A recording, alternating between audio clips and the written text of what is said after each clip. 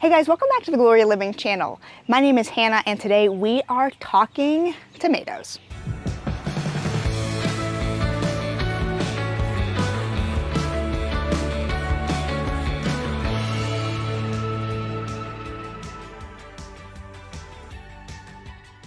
It's estimated that there are over 5,000 varieties of tomatoes out there. Guys, that is so many. In our garden, I feel like I'm doing a lot and I only have 7 different kinds. And you know, some of that is just for fun and some of this was very intentional because I was growing different tomatoes for different purposes. So guys, I want to talk about not just varieties, but the different categories that describe those varieties. Whether we're talking about determinate, indeterminate, those are 2 categories of tomatoes. We're going to talk about what the difference is when you see that and you go, what the heck does that mean? And why it affects you and your harvest.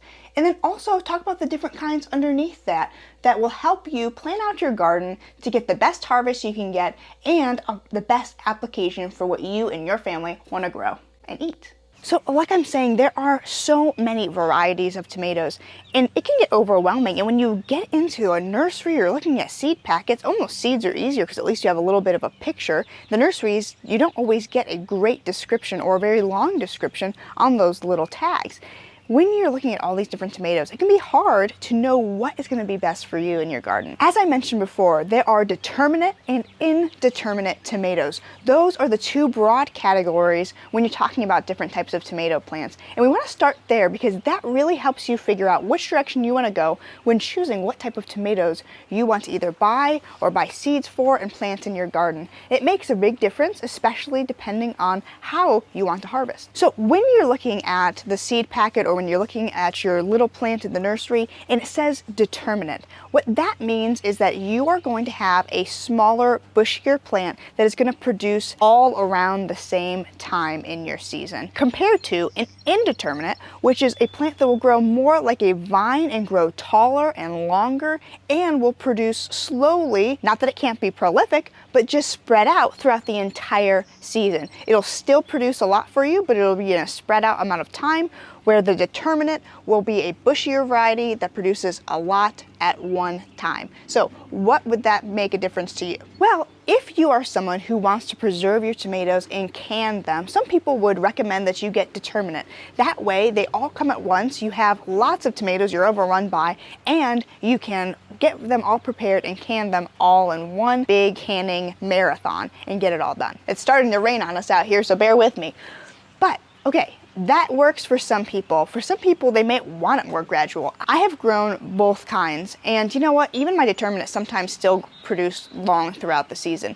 But the indeterminate are the types of tomatoes that you see people growing over cattle panels that are vining up and getting tall. One of the plants that we are growing this year is a Cherokee Purple, and if you Google a Cherokee Purple, it'll tell you that those plants can grow up to 9 feet tall. It is an indeterminate tomato. The world record for an indeterminate tomato vine is somewhere around 25 feet long. Now don't be scared, they don't all get that tall, and you don't have to let them get that tall and wild, but they're more like a vine and they're going to grow out and they're going to produce throughout the season. So you have to ask yourself, do I want to grow types of tomatoes that are going to produce lots of tomatoes all at one time for me so I can do a lot of canning all at once?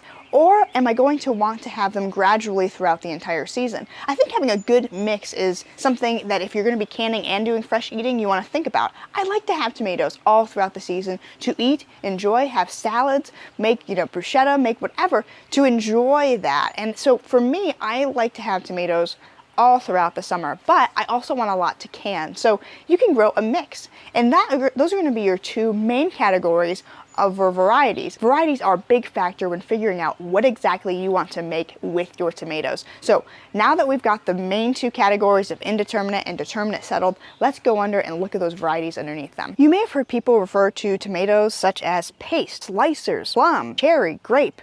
When you start hearing all these different terms and you're like, why are we describing tomatoes as fruit? What is going on? Why are there all these different kinds? That is because there are a wide variety. Like I said, if there's over 5,000 varieties of tomatoes, they come in all sorts of shapes, colors, sizes, flavors. And that is where it gets fun to figure out, what do I want to grow? What type of flavors do I want to try? And you know, what are they going to be like when I cut them open?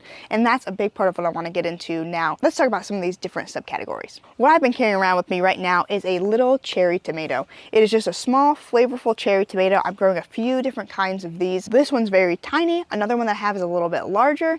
That's just kind of the fun of that. Cherry tomatoes I grow for salads and just really fresh eating and fun for the kids to be able to go outside and pick a tomato off the vine and eat it quick. They love that. So everybody pretty much knows the cherry tomatoes. They're called cherry tomatoes. Why? Because they're about the size of a cherry, or a grape tomato. That you might hear that term once again, about the size of a grape. A plum, same idea. When you hear them just compared to a different fruit, like a plum tomato or a grape tomato or a cherry tomato, it's just because they're trying to describe the shape and size of them. That way you have an easier idea in your head what exactly you're getting into. Okay, but the bigger categories that I want to talk about with tomatoes are the difference between what you'll hear as a paste tomato and a slicer tomato. Kind of varieties that you've probably heard of are like Romas or beefsteak, maybe the famous Cherokee Purple, which is a famous heirloom, and the Better Boys, Better Girls, Champion. You'll hear about all these different types of famous tomatoes, and you might get overwhelmed by them. So I want to describe a few of these, and most of those, what I just described, are what we would call slicing tomatoes. The big round slicing tomatoes, like I'm going to show you here, this one we got last year, which was one of our biggest tomatoes, I think, that we got last year. These types of tomatoes are slicers. When you open them up, they're full of lots of juice. They're great for a sandwich. You can can them as well, but they do have a lot more juice and water content in them. So these are great for fresh eating. They're great. They're still great for cutting up on a salad, a sandwich, or whatever, and just enjoying, even just plain with salt and pepper on a plate. They're beautiful and they're great to eat, and they're just large and that kind of iconic tomato look. These are great, but like I said, they come with a lot of water content, and so some people don't like to can with these ones as much, and so they go in, instead of a slicer, for a paste tomato. Okay, the idea of a paste tomato, it doesn't sound like the best name ever for a tomato, but it describes the inside of it a little bit more. So when you cut open a paste tomato, it has a lot more flesh and a lot less water content. That makes it a better type of tomato to use for sauces and salsas, because you don't have to cook it down as much and to get as much water out. It's just easier. Some people also think the skins come off easier. There's ways of getting the skins off or keeping them on that really don't take a lot of work. So either way, I wouldn't totally decide on that factor. But I will say it's absolutely going to save you time not having to get out all that water content using a paste tomato. You've probably heard of a Roma or a San Marzano. Those are the famous paste tomatoes. We are growing an Opalka paste tomato this year. That is supposed to be a very large paste tomato. I've heard good things. I want to give it a shot and see. Last year I did Romas. They were too small. There are probably varieties of Romas that are a little bit bigger, but it wasn't worth it to me. They were so tiny. And the tinier they are, the more work you have to do in order to get a lot of them, and more skinning and more handling in order to get more preserved. As I've stated before, I think there are many benefits to growing from seed, and one of those is that you can pick so many more varieties when you can search the internet for all types of seeds that are out there. And one of the great things about the seeds is that you get to have a longer description of what that plant is going to be like, the type of flavor you're going to get from it. There are tomatoes that are more bland, there are tomatoes that are sweeter, there are tomatoes that come with a smoky flavor, and it's all what you want to try and what you like. There's yellow, orange, red, purple. There's all sorts of different types of tomatoes, and it's all up to the kind that you want to grow. I want to talk about one last thing before we wrap up this video. I want to talk about one last aspect of growing tomatoes that really applies to every other plant that's probably in your garden. But I think it's important. I touched on it in a longer video and I really described the difference between heirloom and hybrid, but I want to talk about it just quick here when I'm talking about tomatoes. Where I live, it's very humid, okay? Your tomatoes, no matter what you do, they are going to die from blight, okay? It's just the way it is. You can prune them, you can trellis them, you can spray them, and they're still going to get blight. But some varieties are obviously going to do better, and that is when comparing heirloom and hybrid can be really important. And this could be one of those controversial issues depending on how you view it. Some people would view that a local heirloom might do better, but some might view it that a hybrid would do better. So that is something to consider if you have a very, very, very humid climate, or you have a climate that is very hostile to growing tomatoes, then you're going to want to consider hybrids, at least in addition to heirloom. I love growing heirloom. I'm always going to grow heirloom. I always want to be able to save a pure seed in the sense that I'll know what I'll get the next year. But don't get confused that you can't save any hybrid seeds. You're just kind of in for a mystery next year when you plant them again. The point is, though, is that sometimes it is nice to have a hybrid in there to really grow a prolific amount of food for you if you're trying to grow lots and lots of food to can for your family. Hybrid does not mean GMO.